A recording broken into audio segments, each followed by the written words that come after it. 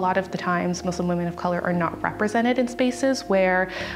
there is power, where there are opportunities to create change.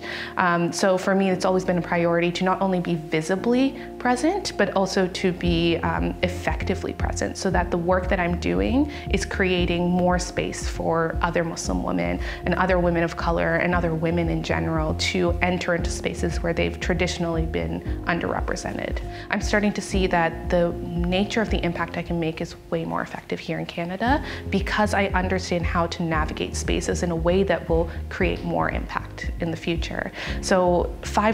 to 5 years, I'm thinking I really want to start to become kind of a regional expert in diversity and anti-oppression, and specifically how to mainstream historically underrepresented populations into spaces where they haven't been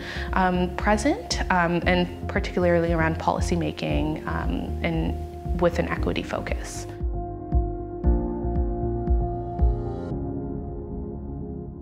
That we're too sensitive.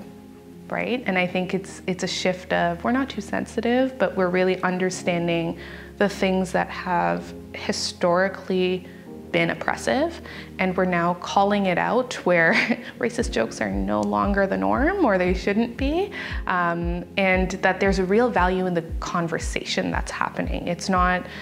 like, you don't necessarily need to agree with everything that's being said in order to engage in a productive conversation, but I feel like what that stereotype creates is this all or nothing, like I either engage or I don't, because they're too sensitive, they're getting riled up over nothing, whereas there isn't